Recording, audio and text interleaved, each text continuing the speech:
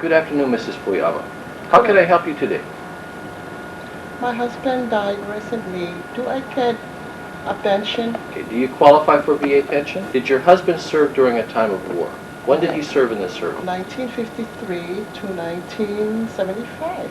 Okay, so he did serve during a period of war. Then you may qualify for VA pension. The rules say that you must be the widow of a veteran who served during a time of war. And secondly, and very important, the pension is based on your family income. Now, I noticed that you have 3 children out there. Is that how many children you have? I have 4. Oh, you have 4. Okay, how old is the oldest child? 23. Okay, so that child would not be counted as a dependent for you by the VA unless that child was permanently disabled prior to age 18.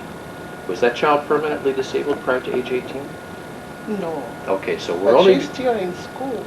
Okay, but she's 23 years old 23 already, years so that won't make any difference for us. She's already at the cutoff age. So we're going to be able to count 3 children and yourself, and we're going to look at the income that you and those 3 children now have. Now, you probably will be receiving some Social Security benefits.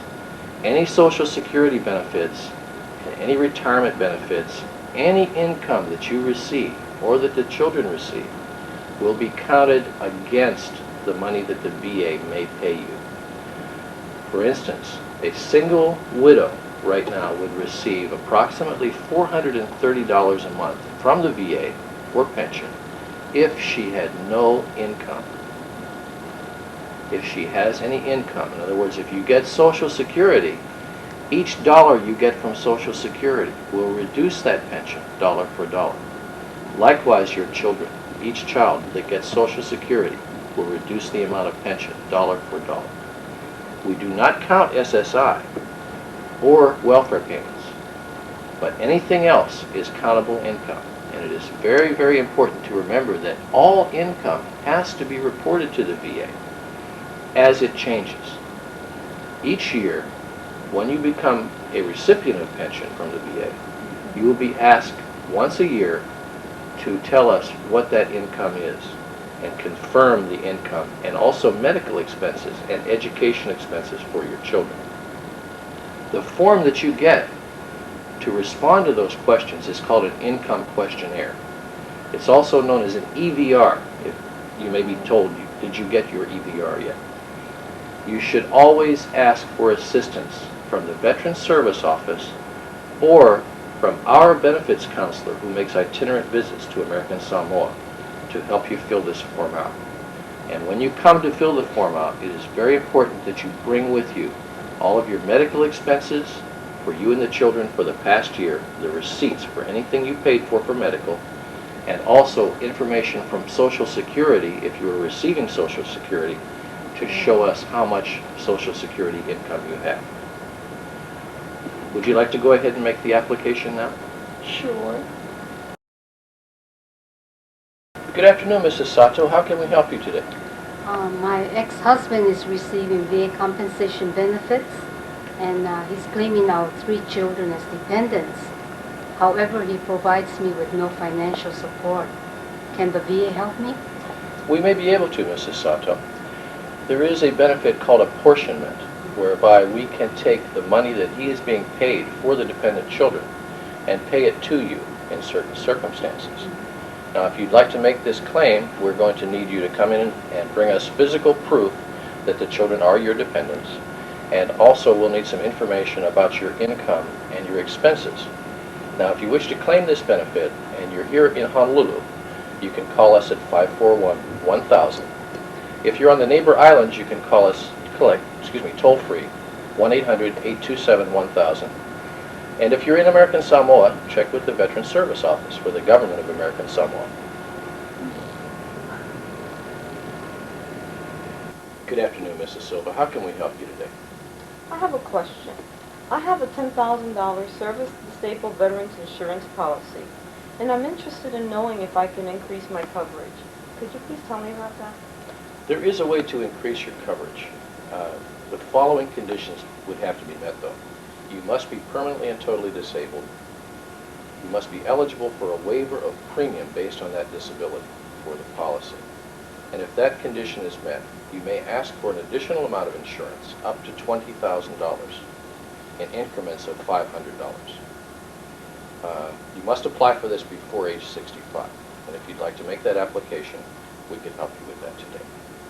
Do you have any other questions I can help you with? Yes, I do, as a matter of fact. I'm a divorced veteran. Can I remove my ex-husband as beneficiary on my VA life insurance policy? You certainly may. There is no restriction on changing a beneficiary. You do not have to have the beneficiary's consent or approval to change the beneficiary. And again, we can help you with that today if you'd like. Thank you. Good morning, Mrs. Sanchez. How are you today? I'm fine, sir, and I have several questions to ask, if I may. Certainly. Okay, my husband, who was a veteran, died before our first anniversary. Am I entitled to any widow's benefits from the Department of Veterans Affairs?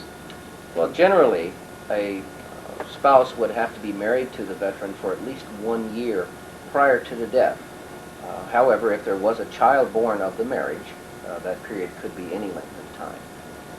You do need to make an application in order for determination of eligibility to be made, so that we can do that for you today if you wish. And if I'm receiving dependents indemnity compensation, monthly benefits, and have them electronically deposited into my bank account, do I ever have to report the resident's change of address to the VA?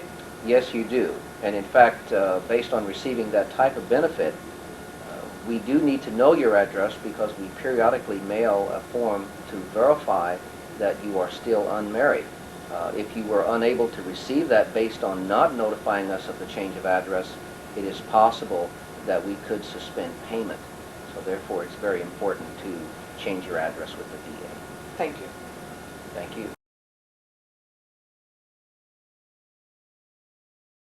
Good afternoon, Mr. Wilson. How can we help you today?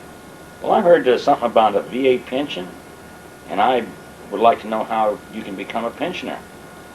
Okay, Mr. Wilson, there is a benefit called a non-service connected VA pension. And you may qualify for that pension, but you have to meet certain criteria.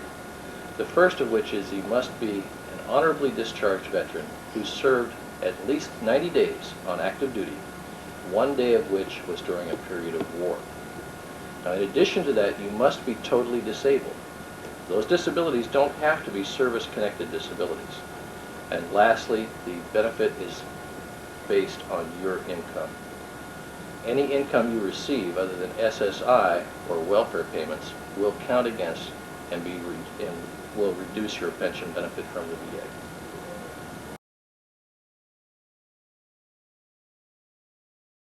Good afternoon, Mr. Wilson. How can we help you today? I haven't been feeling too good lately, and I'd like to know who qualifies or how you qualify to get free VA medical care. VA medical care is predicated on two primary issues. The first being service-connected disability. Do you have any service-connected disability? What is service connection? Service-connected disability would be disability rated by the Department of Veterans Affairs and determined to be service-connected. Something that happened to you in service, generally. Do you have any service-connected conditions? Well, I may have, but I've never been rated. Okay, we should look at perhaps filing a claim for those conditions. In the meantime, if you need treatment immediately, you may qualify just based on a low income, since VA is mandated also to take care of those veterans who have low income. If you're under about $18,000 a year in income as a single veteran, you probably will qualify for VA medical care. You may also qualify based on some other presumptive service issues, such as exposure to Agent Orange, or asbestos, or ionizing radiation, or a recent Gulf War veteran. If you're a World War I veteran, you may also qualify for treatment as in the VA without regard to your income.